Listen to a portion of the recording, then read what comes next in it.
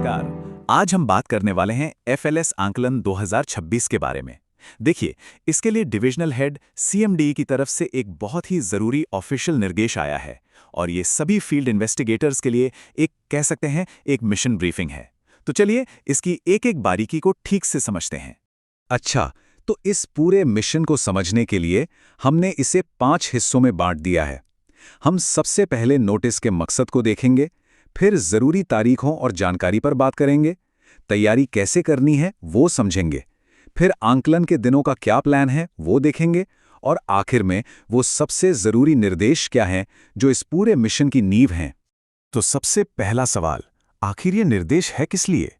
इसका सीधा सा मतलब है कि सभी फील्ड इन्वेस्टिगेटर्स यानी हमारे एफआई साथियों के लिए एक स्कूल विजिट अनिवार्य कर दी गई है। ये विजिट इसलिए इतनी ज़रूरी है ताकि आकलन के दिन सब कुछ एकदम स्मूथली प्लान के हिसाब से हो सके। तो एक बात बिल्कुल साफ कर लेते हैं, ये कोई सुझाव या रिकमेंडेशन नहीं है, ये एक फॉर्मल इंस्ट्रक्शन है। मतलब इसे पूरी गंभीरता और जिम्मेदारी के साथ फॉलो करना ही करना है, क्योंकि देखिए, जरा सी भी चूक हुई ना तो पूरे असेसमेंट की सफलता पर सवाल खड़ा हो सकता है। ठीक है, तो अब जब हमें मकसद पता चल गया है तो चलिए इस मिशन की कुछ बहुत ही अहम जानकारी पर आते हैं। मतलब कौन, क्या और कब, ये डिटेल्स इस असेसमेंट की कामयाबी के लिए सबसे ज़्यादा ज़रूरी हैं। ये रही हमारी टाइमलाइन। देखिए, 21 अप्रैल की जो तैयारी वाली विजिट है ना, वही 24 और 25 तारीख के असेसमेंट की सफलता की नींव रखेगी। तो इसे बस एक दौरा मत समझिएगा, ये हमारे मिशन का पहला और सबसे ज़रूरी कदम है। और ये असेसमेंट खास तौर पर क्लास 4 में पढ़ रहे स्टूडेंट्स पर फोकस करेगा। ये वो उम्र है, आप जानते हैं, जहां उनकी बुनियादी तालीम की नींव का सही अंदाज़ा लगाया जा सकता है। और ये सर्वे उनकी प्रोग्रेस को समझने में हमारी बहुत मदद करेगा। इस असेसमेंट के लिए हर स्कूल से क्लास 4 के कुल 12 स्टूडेंट्स को चुना जाएगा। ये जो सिलेक्शन का प्रोसेस है, ये इस बात को पक्का करेगा कि असेसमेंट के जो भी नतीजे निकलें वो पूरी तरह से भरोसे के लायक हों।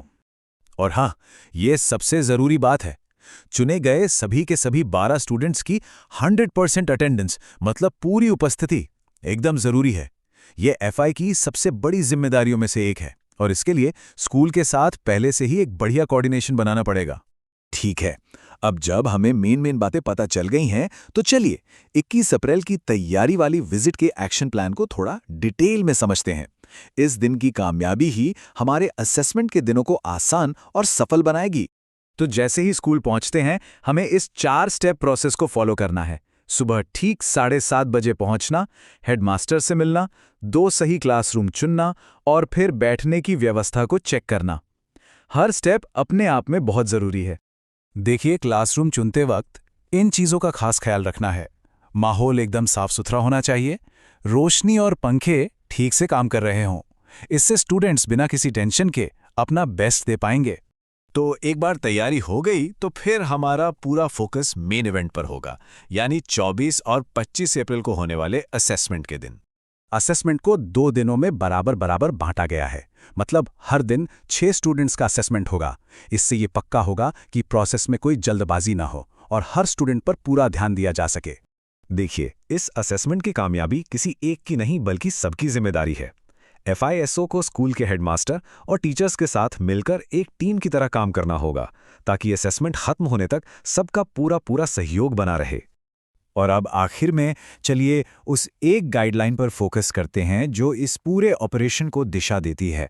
यह निर्देश ही इस मिशन की कामयाबी की चाबी है, आप कह सकते हैं।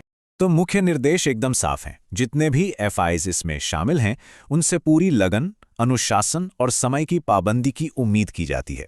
यही 3 चीजें इस मिशन की सफलता के लिए सबसे जरूरी हैं।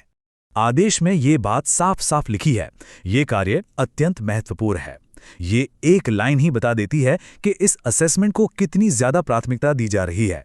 तो सवाल ये है कि क्या एफएलएस असेसमेंट 2026 कामयाब होगा? देखिए, इसका जवाब पूरी तरह से इस बात पर निर्भर करता है कि इन इंस्ट्रक्शंस को कितनी लगन से फॉलो किया जाता है। तो चलिए हम सब मिलकर इस बहुत जरूरी मिशन को एक बड़ी कामयाबी दिलाते हैं।